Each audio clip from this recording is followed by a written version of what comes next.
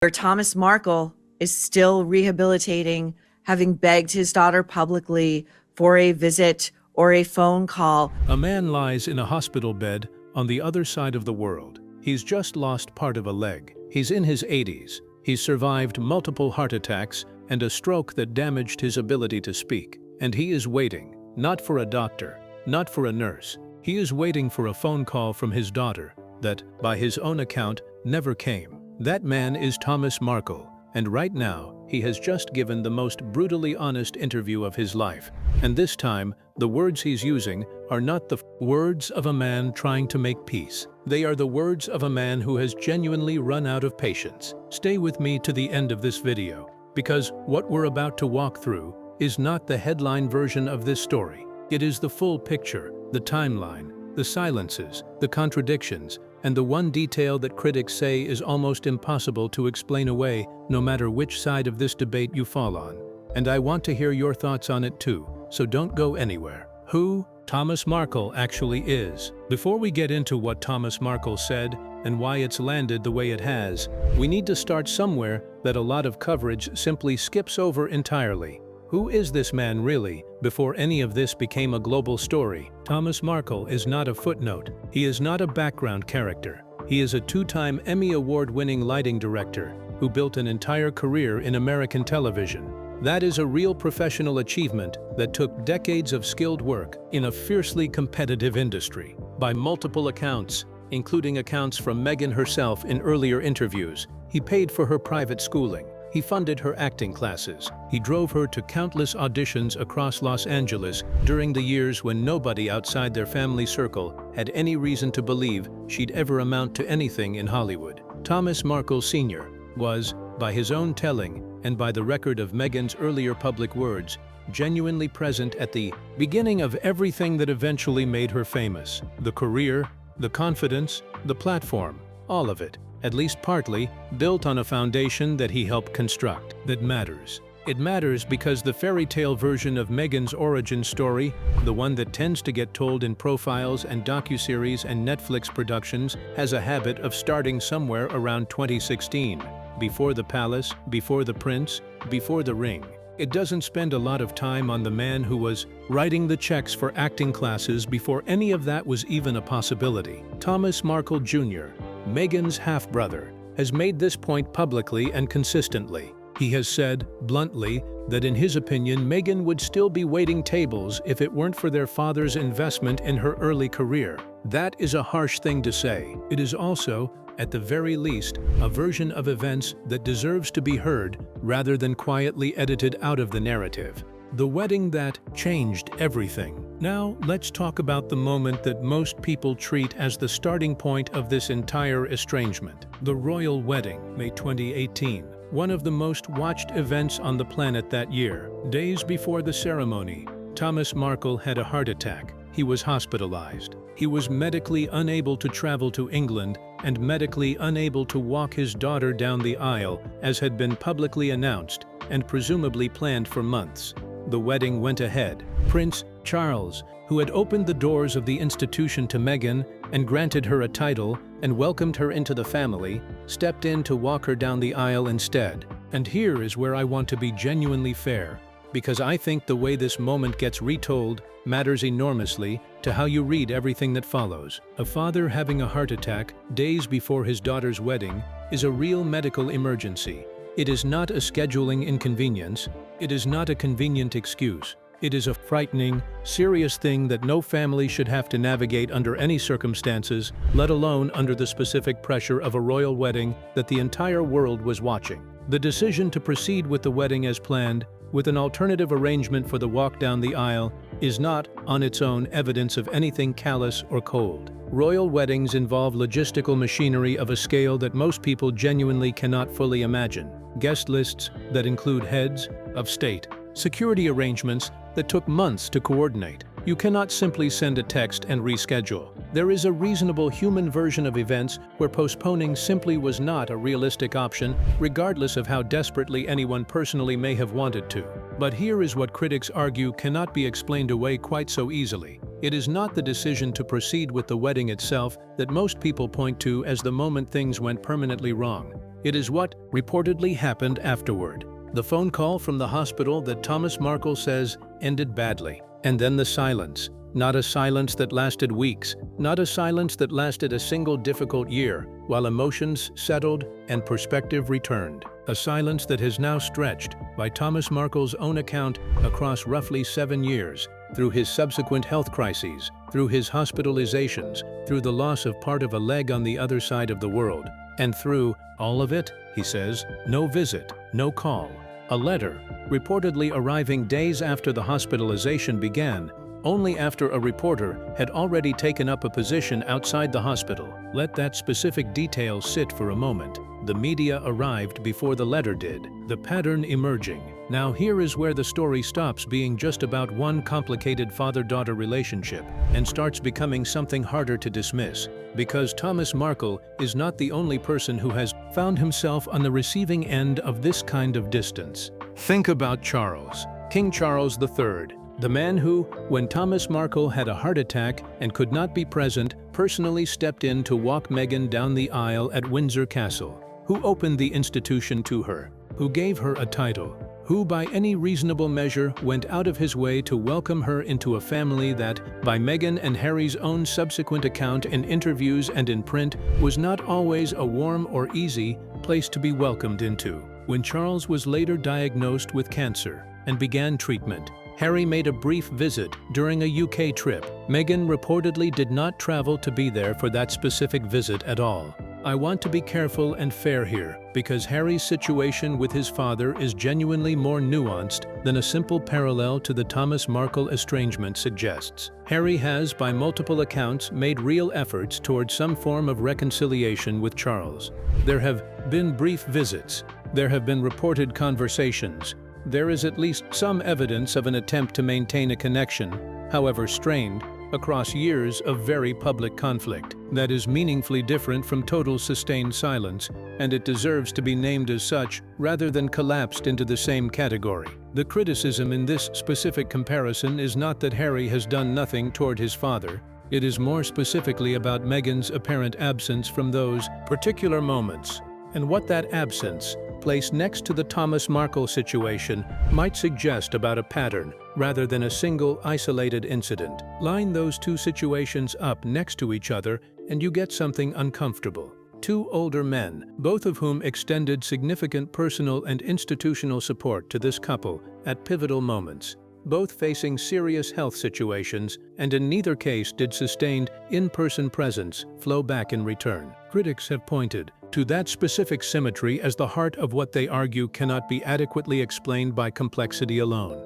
The money question. Here is a detail I want to spend a moment on, because I genuinely think it changes the texture of this story in a way that tends to get glossed over. In a lot of public family estrangements involving wealthy or famous individuals, the assumed underlying motive for why an estranged relative keeps talking to the press is financial.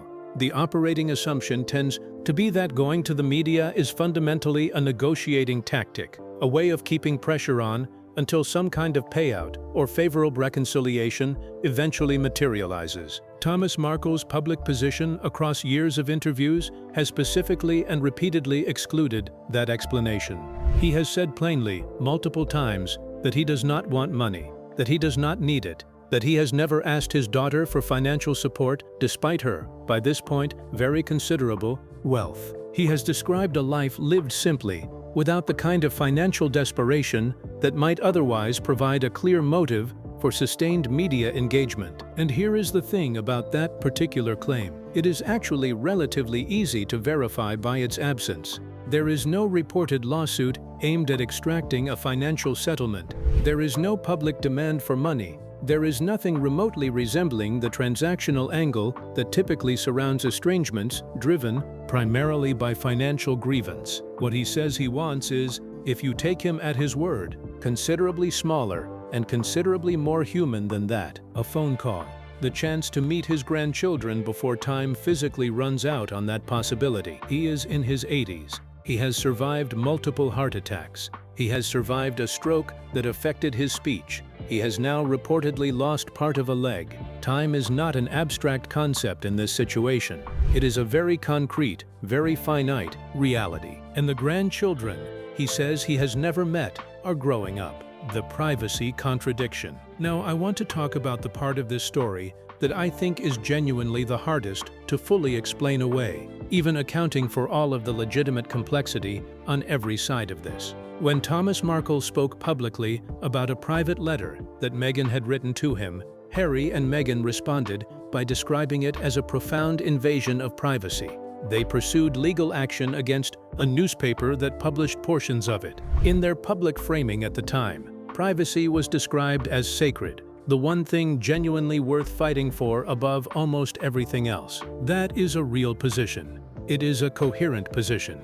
Many people hold exactly that position about their private correspondence and private family matters. There is nothing inherently suspicious about it, but here is the complication that critics have found impossible to set aside. In the years since that legal battle over privacy, this is a couple that has signed a landmark deal with Netflix, published a best-selling memoir containing extensive private detail about members of their own family, appeared in produced lifestyle content featuring their children, built, in fact, a considerable portion of their post-royal commercial brand on carefully curated personal disclosure. The tension there is real. Privacy as an absolute sacred principle does not fully square with a business model that depends substantially on sharing selected private moments for commercial gain. That does not necessarily make either position dishonest in isolation. Public figures navigate this tension constantly, and reasonable people build careers around selective disclosure all the time. But critics point to a specific contrast here that they argue is sharper than what most celebrities navigating similar tensions actually produce. A legal battle fought very publicly over press intrusion on one end and an enormous volume of deliberate personal disclosure sold for commercial profit on the other. The gap between those two positions is, in this specific case, unusually wide. There is one more detail worth adding for full context here. Reporting has suggested that Meghan's own representatives were the ones who first shared information about that private letter with a magazine through mutual friends, before Thomas Markle responded publicly himself. If that account is accurate, it complicates the simple victim narrative considerably. It suggests the story became public partly because both sides, at different points, made choices that kept it public. The only child comment. Let's pause on something that generated its own significant backlash at the time and has never quite been satisfactorily resolved. During a high-profile televised interview, Meghan described her upbringing in a way that many viewers read as effectively erasing her father, her half-sister Samantha, and her half-brother Thomas Jr. from her personal history. She described growing up as essentially an only child. These are real people. They share her history. Whatever the current state of those relationships, and clearly those relationships are fractured, they unquestionably existed and unquestionably shaped her early life in some form. Now, to be fair, only child-style comments are not automatically calculated erasure. People who have been raised primarily by one parent, or who have had minimal contact with half-siblings for most of their adult lives, sometimes genuinely experience their upbringing that way emotionally, even when it is not technically accurate in a biological sense. That is a real psychological reality that deserves to be acknowledged rather than dismissed. Whether that is what was happening here, or whether it was a more calculated piece of narrative shaping, designed to simplify a complicated backstory into something cleaner and more sympathetic for a global audience, is genuinely impossible to determine with certainty from the outside. But here is what is harder to explain away. Three separate people who knew Meghan well before any of this became a global story, her father, her half-sister, and her half-brother, are independently describing something that sounds remarkably similar. A pattern of distance, a pattern of prioritization, a pattern of silence that has held across multiple serious health events rather than softening with time. Three accounts, three separate people, each with their own complicated history and their own possible incentives for speaking publicly, yes, but also three accounts that, taken together, are considerably harder to dismiss as simple bitterness or attention-seeking than any single one of them would be on its own. What Thomas Markle Jr. said, Thomas Markle Jr. has now given what those close to this story are describing as the most brutal interview he has ever delivered. And the specific weight behind his words comes not just from what he said, but from the context in which he said it.